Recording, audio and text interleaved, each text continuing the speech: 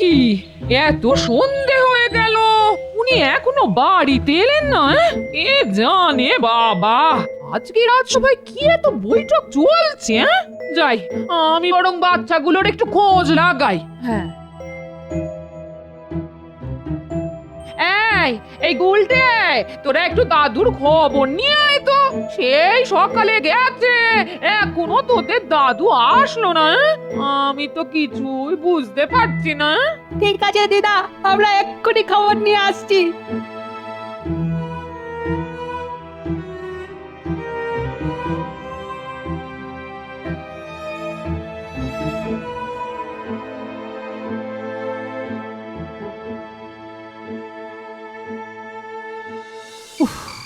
বাপরে, রাজসভায় আলোচনা শেষ হতে হতে সন্ধে হয়ে গেল।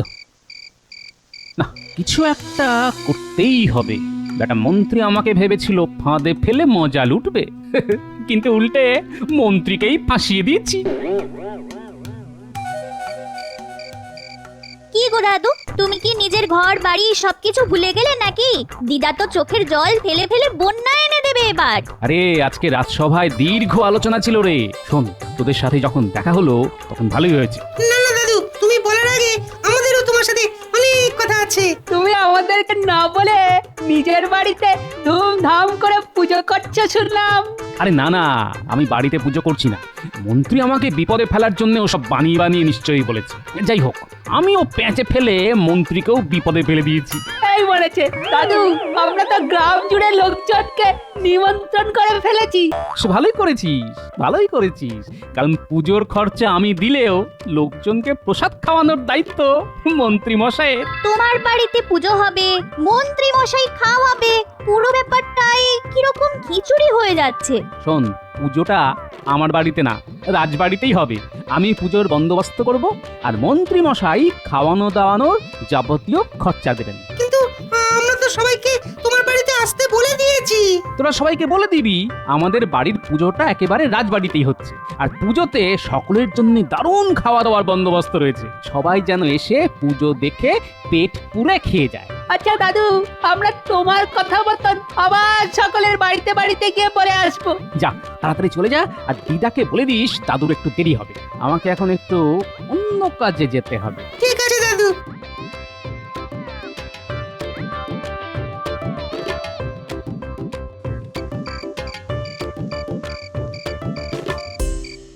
ওই গো বিজ্ঞানী, বাড়িতে চলে এসেছো নাকি? হ্যাঁ, আরে এই তো গোপাল, এই মাত্র এলাম। রাজসভায় সরস্বতী পুজোর আলোচনা করতে করতে সারাটা দিন চলে গেল। হ্যাঁ, এখন দেখি একটু বিশ্রাম নিয়ে গবেষণার কাজ করব। শোনো বিজ্ঞানী, তোমাকে আমায় এমন একটা হলুদ রং বানিয়ে দিতে হবে যে রং একবার গায়ে লাগলে এক সপ্তাহের আগে ওই রং উঠবে না। সে কি গোপাল, হোলি আসতে তো এখনো অনেক সময় আছে, এখন রং কি করবে? তা তুমি যখন জিজ্ঞেস করছো তখন বলি, আসলে আমি কোনো সরস্বতী পুজো করার পরিকল্পনা করিনি। মন্ত্রী সবার সামনে আমাকে ছোট করার মতলবে ওসব বলেছিল, তাই আমিও মন্ত্রীকে ঘুরিয়ে প্যাঁচ দিয়ে দিয়েছি। ও, এই ব্যাপার, এবার বুঝেছি। রাজসভায় আমি তো ভাবলাম সত্যি সত্যি ব্যাপার হয়তো। আরে না না, সেই জন্যই তো মন্ত্রীর ওপরে ওই দানটা দিলাম। আর এবার ওই দানে কিস্তিমাত করার জন্যে তোমাকে ওই হলুদ রং বানিয়ে আমাকে দিতে হবে, কারণ সেই রং তো আমার কাছেই আছে। বাহ বাহ বাহ বাহ, তাহলে তাও তো একটু। পরশুদিন তো পুজো, তার মধ্যে অনেকবার মন্ত্রী পালিয়ে যেতে চাইবে, কারণ মন্ত্রী যা শিয়ানা লোক, তাতে তিনি চাইবেন না যে রাজ্যব্যাপী ভোজ খাওয়ার জন্যে ওনার ট্যাগ খালি হোক। বুঝেছি, দাঁড়াও গোপাল, তোমাকে এক্ষুনি আমি হলুদ রং এনে দিচ্ছি, আর একটা জিনিসও দিচ্ছি।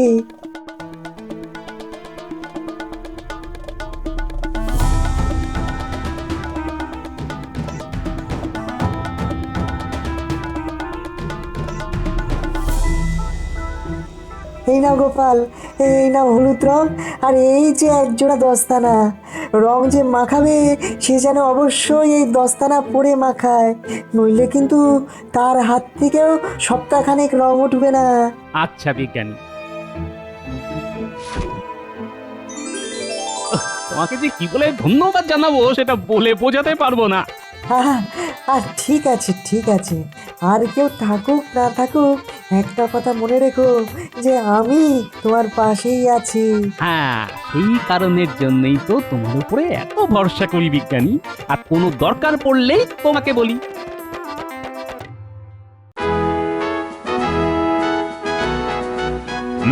কালকে রাত হয়ে যাওয়ার জন্য রাজসভা স্থগিত করতে হয়েছিল, সেই জন্য সরস্বতী পুজোর বাকি আলোচনা আজকেই তাহলে সেরে নেওয়া যাক। যেহেতু এবারে গোপালই পুজোর দায়িত্ব নিচ্ছে, সেই জন্য পুজোর দায়িত্ব অনেকটাই লাঘব হলো। কিন্তু মহারাজ, আমার দায়িত্ব তো বেড়ে গেল।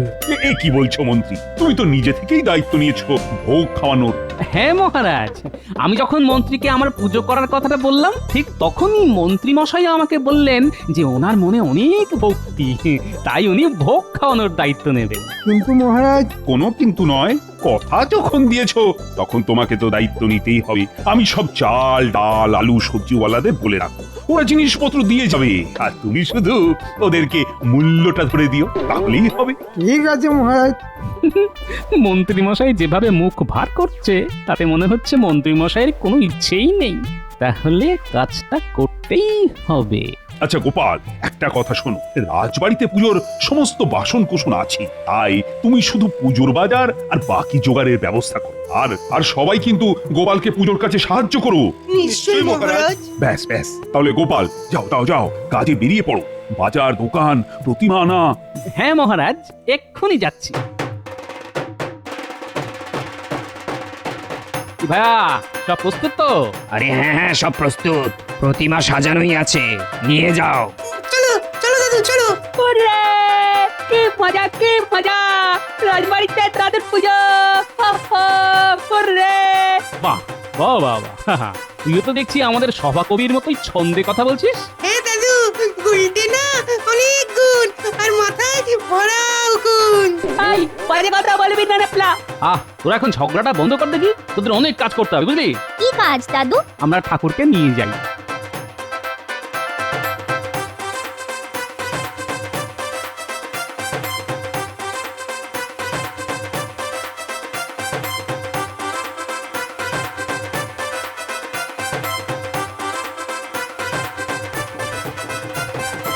ব্যাস, ঠাকুর স্থাপন হয়ে গেল, কালকে পুজো। হ্যাঁ দাদু, অঞ্জলি হবে, খাওয়া দাওয়া হবে, দারুণ মজা হবে।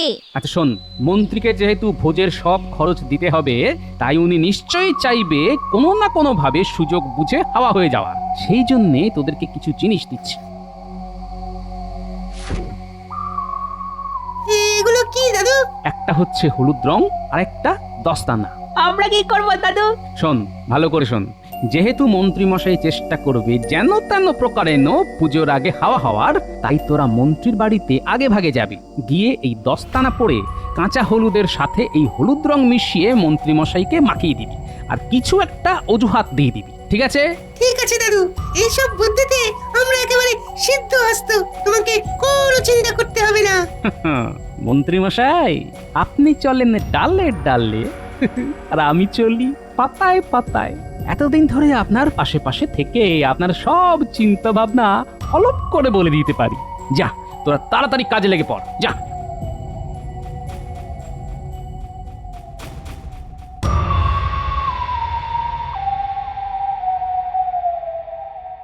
গিন্নি, তাড়াতাড়ি চলো, আমাদেরকে আজকের দিনটা বাড়িতে থাকলে চলবে না। হ্যাঁ হ্যাঁ, চলো চলো, আমি তো সব সময় শাড়ি গুছিয়ে রাখি। চলো কদিন আমার বাপের বাড়ি থেকে ঘুরে আসি। হ্যাঁ তাই চলো, নইলে অনেকগুলো টাকা বেরিয়ে যাবে। কি মরতে যে গোপালের পিছনে লাগতে গিয়েছিলাম। মন্ত্রীমশাই, ও মন্ত্রীমশাই, এ কি, এত সকালে আবার কে এলো? আমরা মন্ত্রী মশাই, আমরা একটু এদিকে আসুন তো দেখি।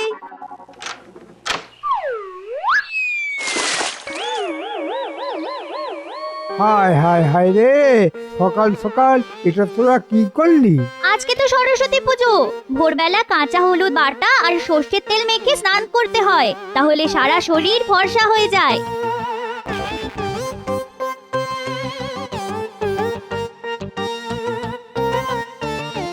এই তুমি তাড়াতাড়ি মুখের থেকে হলুদটা তোলো সাবান দিয়ে, আমাদের বেরোতে হবে তো।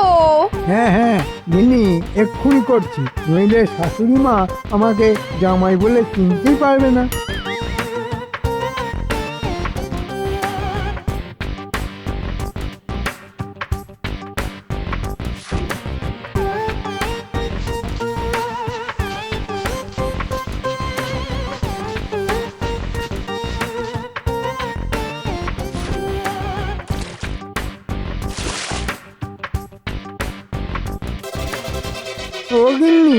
এটা কি হলো কি এটা কি হলো? মুখ থেকে হলুদ তো উঠছে না। হলুদ উঠছে না মানে? ভালো করে সাবান দিয়ে ঘষো। তখন থেকে ঘষছি তো, কিন্তু হলুদ তো ওটার বদলে সারা মুখ হাত গলায় ছড়িয়ে গেছে। সে কি কাণ্ড! একটু পরেই তো পুজো শুরু হয়ে যাবে। মহারাজ নিশ্চয়ই ভোগ খাওয়ানোর অর্থ চাইতে আসবেন। ও গিন্নি, গিন্নি, অত অর্থ আমি কোথায় পাবো? আর এই হলুদ মুখ নিয়ে আমি কিভাবে বেরোবো?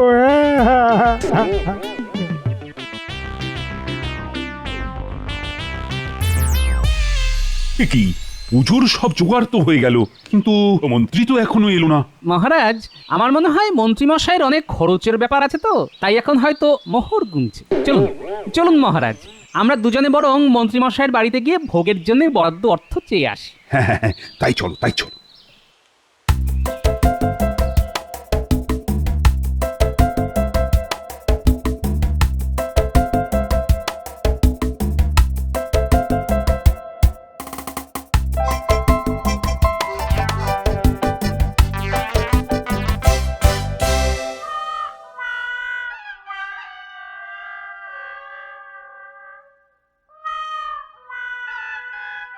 এ কি মন্ত্রীমশাই, আপনার পুরো মুখ হলুদ!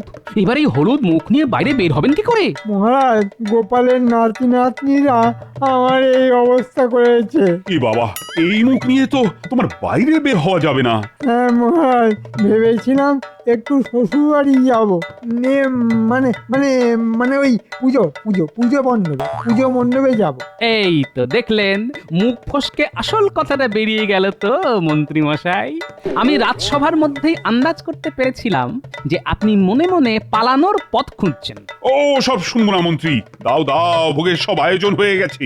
700 মোহর খরচ হয়েছে, ওটা মিটিয়ে দাও। অতগুলো মোহর তো আমার কাছে নেই মহারাজ। মহারাজ, মন্ত্রীমশাই কিন্তু চালাকি করছে, আপনি ছাড়বেন না। হ্যাঁ হ্যাঁ হ্যাঁ, তুমি এখন না দিলে তোমার 3 মাসের বেতন কাটা যাবে। ওরে বাবা রে, ওরে বাবা, দিচ্ছি মহারাজ, দিচ্ছি।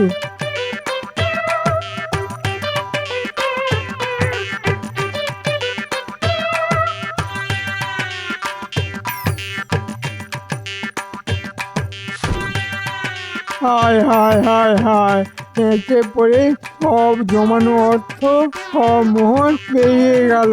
একটা কথা মনে রাখবেন মন্ত্রীমশাই, আপনি যেমন আমার ঘাড়ে কায়দা করে পুজোর দায়িত্ব ফেলে দিয়ে আমাকে ফ্যাসাদে ফেলতে চেয়েছিলেন, ঠিক তেমনি আমিও আপনাকে জব্দ করলাম। চলুন, ওদিকে পুজো শুরু হয়ে গেছে, এই হলুদ মুখেই অঞ্জলি দেবেন। চলুন। তার মানে মন্ত্রী, তোমার মনে মনে এই মতলব ছিল? ছি ছি ছি, একটু তো সুবুদ্ধি আনো।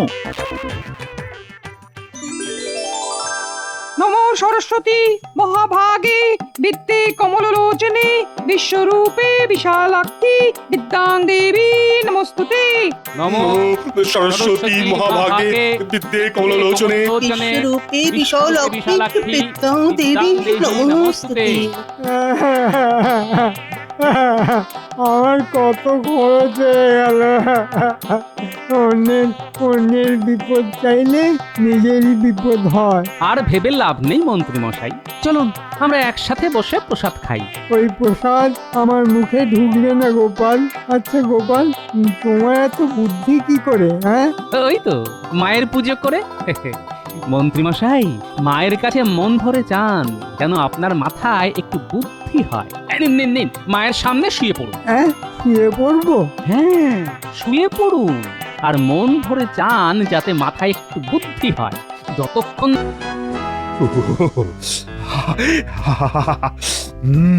তা ঠান্ডা তো এবারে বেশ জমিয়েই পড়েছে, কি বলো সভাসদগণ? আগে হ্যাঁ মহারাজ। এই শীতের হাত থেকে বাঁচতে হলে আমাদের প্রত্যেককে নিজেদের স্বাস্থ্যের প্রতি সচেতন হতে হবে। হ্যাঁ হ্যাঁ হ্যাঁ, ঠিকই তো, সবাইকে মধু খেতে হবে, গরম কাপড় পরতে হবে। মহারাজ, ওই গরম কাপড়ের কথা বলতে মনে পড়লো, ওই যে আপনি যে মন্ত্রীমশাইকে রাজ্যের সবাইকে কম্বল দেওয়ার জন্য বেশ অনেক মোহর দিয়েছিলেন, সেটার কি হলো মহারাজ? এই মরেছে। হঠাৎ করে এই কথা গোপালের কেন মনে পড়লো? হ্যাঁ হ্যাঁ, ঠিকই তো, আরে আমি তো ভুলেই গেছিলাম। তা মন্ত্রী, কম্বলের কি খবর? হ্যাঁ মহারাজ, সবাইকেই দেওয়া হয়ে গেছে, একদম হাতে গরম কম্বল ধরিয়ে দিয়ে এসেছি। মহারাজ আমরা মনে হয় রাজ্যের মধ্যে পড়ি না। না কেন কেন কেন? না, রাজ্যের সবাই যদি কম্বল পেয়ে যায় তাহলে আমরা কেন পেলাম না মহারাজ? হ্যাঁ মহারাজ, আমিও তো পাইনি। আমিও পাইনি মহারাজ। এ কি, কেউই তো পায়নি দেখছি। কি মহারাজ, দেখলেন তো? এই তো এতক্ষণ সবাই চুপ ছিল, যেই গোপাল কথা বলেছে আর সবার মুখ চালু। হ্যাঁ মানে মানে মহারাজ, মানে ওই আর কয়েকটা বাড়ি বাকি ছিল, আমি কালকেই দিয়ে দেবো সবাইকে। পথে এসো চাঁদ বদন, পথে এসো। হ্যাঁ হ্যাঁ হ্যাঁ, কালকে যেন শুনি সবাইকে দেওয়া হয়ে গেছে। শীত প্রায় পেরিয়ে গেল, এখনো কেউ কম্বল পেল না। হ্যাঁ মহারাজ, সামনেই তো সরস্বতী পুজো। আমি তো ভাবছি এবার পুজোয় আপনার দেওয়া নতুন কম্বল মুড়ি দিয়ে অঞ্জলি দেব। তাহলে মোটামুটি সবার বাড়িতেই কম্বল দেওয়া হয়ে গেল, কি বলেন? হ্যাঁ, সেই সকাল থেকে শুরু হয়েছে, এইমাত্র শেষ হলো। সব হয়েছে এই গোপালের জন্য। গোপালকে আমি মজা দেখাচ্ছি। সে তো আপনি সারা জীবন ধরেই গোপালকে মজা দেখালেন। না, আমি গোপালকে চিনে নিয়েছি, এখন ভালো করে চিনে নিয়েছি।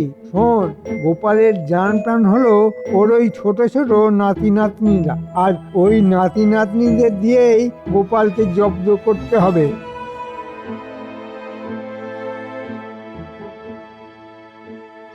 ওই দেখুন, বলতে না বলতেই বাচ্চাদের দল এদিকেই চলে আসছে।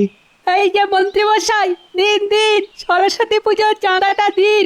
বাবা, তোরা নিজেরাই এবারে সরস্বতী পুজো করছিস নাকি? হ্যাঁ হ্যাঁ মন্ত্রী মশাই, পড়াশোনা করছি, অল্প বয়স, এই সময় সরস্বতী পুজো করব না? এই তো পেয়েছি, গোপালকে জব্দ করার একটা বুদ্ধি পেয়েছি। একই তাহলে তোরা চাঁদা কেন তুলছিস? তোরা একটা খবর শুনিসনি? কি খবর মন্ত্রী মশাই? আরে তোদের গোপাল দাদু নিজেই তো বিশাল করে সরস্বতী পুজো করছে, তোদের বলেনি নাকি? কই না তো। ও, তোদের তাহলে এখনো বলেনি, আমাকে তো কয়েকদিন আগেই বলেছে। তোরা এক কাজ কর, বুঝলি? কি কাজ মন্ত্রী মশাই? তোরা গোটা রাজ্যের লোককে প্রসাদ খাবার নিমন্ত্রণ করে দে, তাতেই গোপালের একটু সাহায্য হবে। আসলে একা মানুষ তো কত দিক সামলাবে বল? ও, এই ব্যাপার। নিশ্চয় নিশ্চয়। যা যা, তোরা নিমন্ত্রণটা সেরে ফেল। ঠিক আছে, এক্ষুনি যাচ্ছি।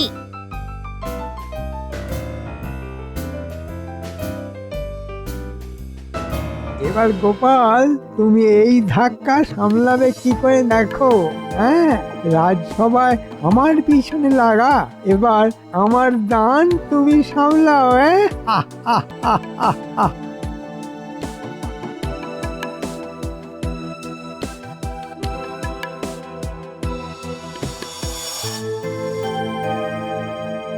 মন্ত্রী, তুমি সবাইকে কম্বল দিয়েছো? হ্যাঁ মহারাজ, সবাইকে দিয়েছি।